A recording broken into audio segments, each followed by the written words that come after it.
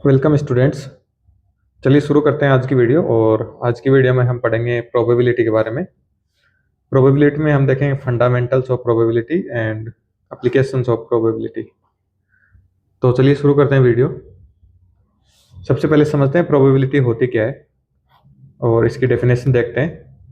Probability measure the uncertainty of an event indicating how likely it is to occur. इसका मतलब क्या है?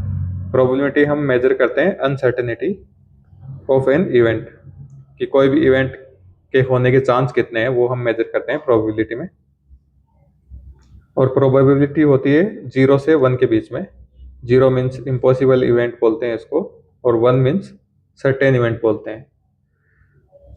और कुछ रियल वर्ल्ड एग्जांपल देखते थे। प्रोबेबिलिटी का यूज हम देख सकते हैं वेदर फोरकास्टिंग में, और लॉटरी ड्रॉज में देख सकते हैं, क्रिकेट मैचेस में देख सकते हैं, इंश्योरेंस कैलकुलेशन में देख सकते हैं। और आज की वीडियो में हम फोकस करेंगे सिर्फ उस प्रोबेबिलिटी के बारे में जिसमें सारे जो आउटकम्स है वो इक्वली लाइकली है। तो सबसे पहले बेसिक कॉन्सेप्ट समझ लेते हैं। रैंडम एक्सपेरिमेंट क्या होता है? A random experiment is a action whose outcome cannot be predicted in advance।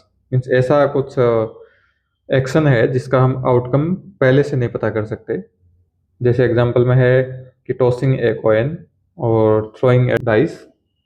Means हम एक कॉइन उछालेंगे तो हमें पहले से पता नहीं है कि हेड आएगा या टेल आएगा, या फिर एक डाइस हम थ्रो करेंगे तो हमें पहले से पता नहीं होता कि 1 आएगा या 5 आएंगे या 6 आएंगे। तो ये क्या है? रैंडम एक्सपेरिमेंट है। आगे बढ़ने से पहले हम समझ लेते हैं आउटकम क्या होता है और सैंपल स्पेस क्या होता है। An outcome is the result of a single trial.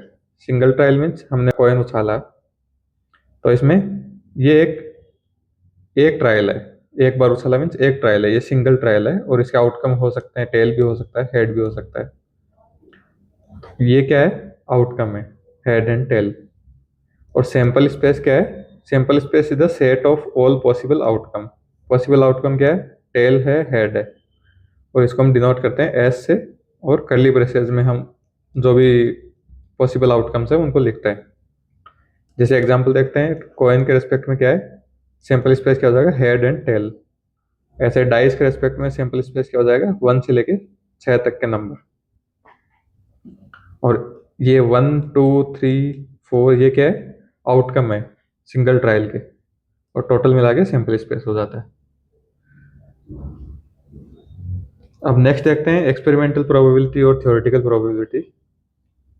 सबसे पहले देखते हैं एक्सपेरिमेंटल प्रोबेबिलिटी क्या होती है। It is a based on actual trial repeated many times.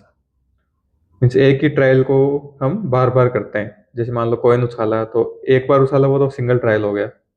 ऐसे 10 बार कॉइन उछालेंगे और 10 के आउटकम हम नोट करेंगे, tail head tail tail head ऐसे।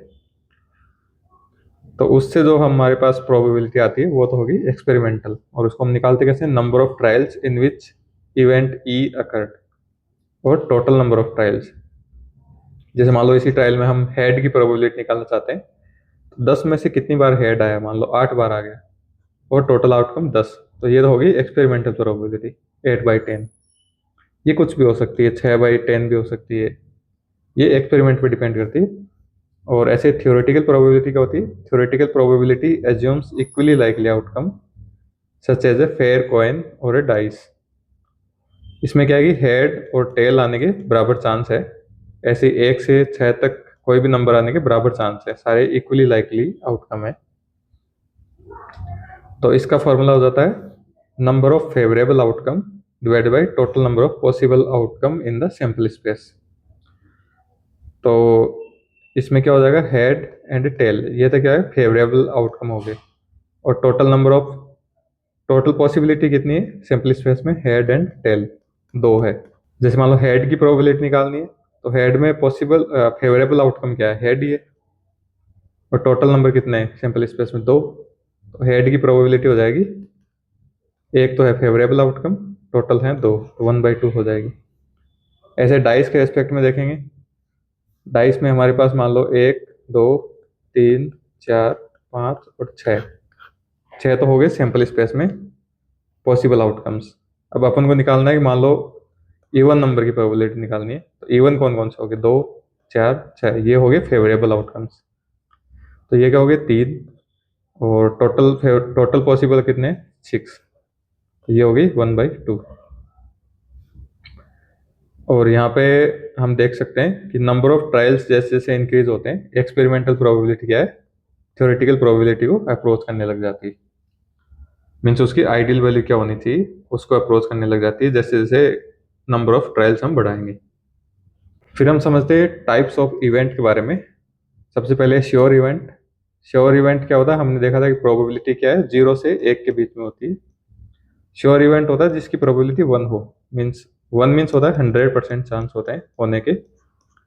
जैसे एग्जाम्पल में देखें हम, getting a number less than 7, ये क्या है, इवेंट है पूरा।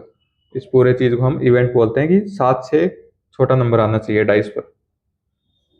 अब क्योंकि डाइस में 1 से 6 तक ही नंबर होते हैं और सारे 7 से छोटे हैं, तो 7 से छोटे नंबर आने के चांस कितने हैं, 100% है, क्योंकि सभी 7 से छोटे ही है। तो ये क्या है, श्योर इवेंट हो गया।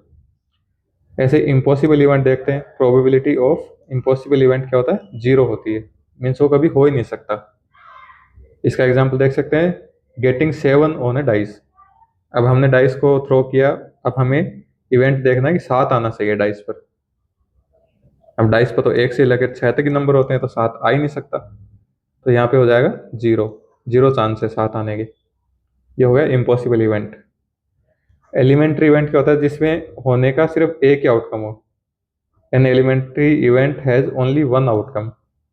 जैसे गेटिंग 5 ऑन ए डाइस। अब डाइस पर 1 से लेकर 6 तक होते हैं और हर नंबर एक ही बार होता है, तो 5 होने के चांस कितने, एक ही आउटकम है 5 आने के, 6 आने के भी एक ही चांस है। तो ये सब क्या है, एलिमेंट्री इवेंट है। अगर मान लो कोई ऐसा डाइस है जिसपे 1 से लेके 6 तक नंबर है लेकिन 5 मिसिंग है और 5 की जगह 3 है, तो इसमें 3 क्या हो जाएगा, वो एलिमेंट्री इवेंट नहीं है, क्योंकि वो 3 रिपीट हो रहा है 2 बार। बाकी सारे एलिमेंट हो सकते हैं, वो एलिमेंट्री इवेंट होंगे। ऐसे कॉम्प्लीमेंट्री इवेंट क्या होता है, complementary event are pairwise होते हैं, जिसमें इवेंट ई और इवेंट नॉट ई दोनों मिला के कंप्लीट सैंपल स्पेस बन जाता है और उनका सम हमेशा 1 आता है। जैसे हमने डाइस के रेस्पेक्ट में देखे हैं, तो 1 से लेकर 6 तक के नंबर होते हैं और एक इवेंट मान लो हमने ले लिया इवन और एक इवेंट ले लिया ओड। इवन तो हो गए 2, 4, 6, ओड हो गए 1, 3, 5। अब ये मान लो इवेंट ई है, तो ये नॉट ई हो जाएगा। मीन्स इवन नंबर का एक इवेंट है, तो नॉट ई क्या हो जाएगा, ओड नंबर। और दोनों मिला के पूरा सैंपल स्पेस कवर कर रहे हैं, तो इनकी प्रोबेबिलिटी 1 हो जाएगी। नेक्स्ट देख लेते हैं इवेंट्स एंड प्रोबेबिलिटी के कुछ एग्जाम्पल देख लेते हैं। सबसे पहला है drawing a ball from A bag. और बैग में क्या है, 3 रेड बॉल है एंड 5 ब्लैक बॉल्स हैं। ये 3 रेड है और 5 ब्लैक है। तो सबसे पहले निकालना है probability of red ball. Red ball हमारे पास 3 है, तो फेवरेबल आउटकम हो गए 3। टोटल आउटकम कितने हैं, 3 + 5 8, तो 3/8 हो जाएगी रेड की प्रोबेबिलिटी। नेक्स्ट है प्रोबेबिलिटी ऑफ रेड और ब्लैक। मीन्स रेड हो या ब्लैक हो, रेड या ब्लैक में से कुछ भी हो सकता है। तो ऐसे फेवरेबल आउटकम कितने हो गए, सारे हो गए अपने पास 8, क्योंकि 8 में से रेड या ब्लैक ही होगा, तो इसकी प्रोबेबिलिटी हो जाएगी 1। और ये श्योर इवेंट कह सकते हैं इसको हम, क्योंकि कोई भी हम बॉल निकालेंगे तो वो रेड या ब्लैक ही होगी। नेक्स्ट देखते हैं प्रोबेबिलिटी ऑफ ब्लू।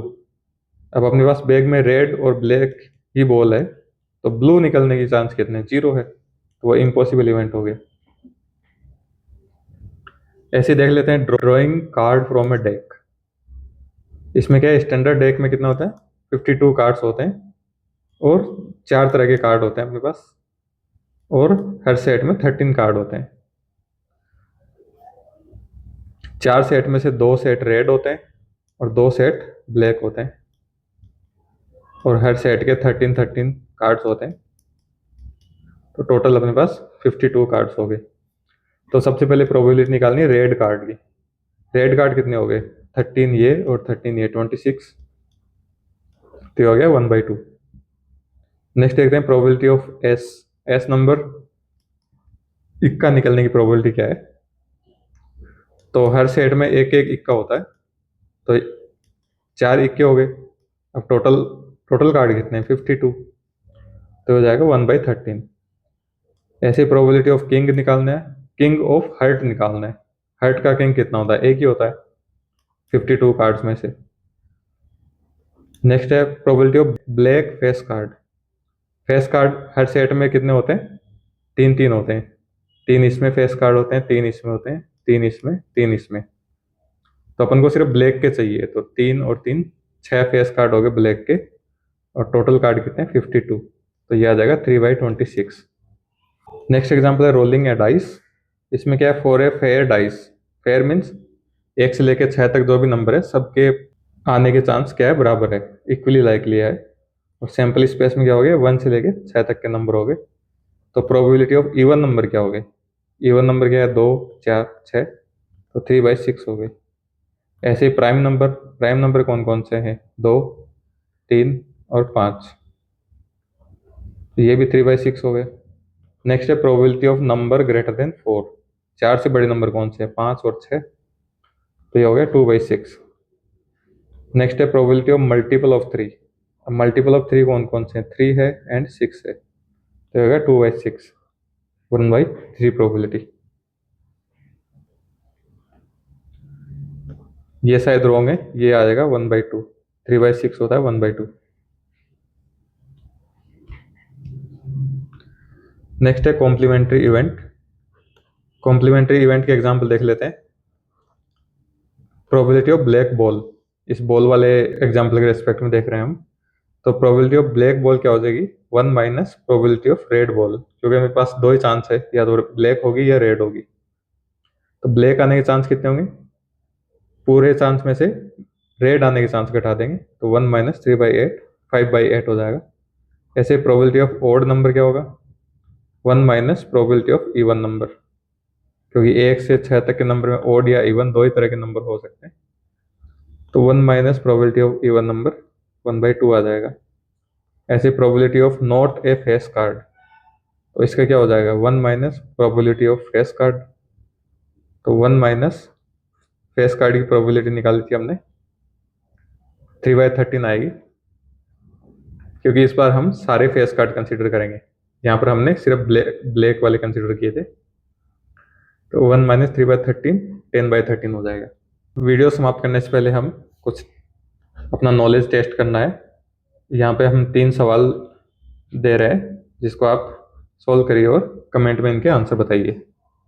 जिसमें पहला है डाइस से रिलेटेड है, दूसरा है कार्ड से रिलेटेड, और तीसरा है स्पिनर। तो इसके आप आंसर निकालिए और कमेंट में बताइए। इसी के साथ हमारी वीडियो समाप्त होती है। मिलते हैं अगली वीडियो में। बहुत बहुत धन्यवाद।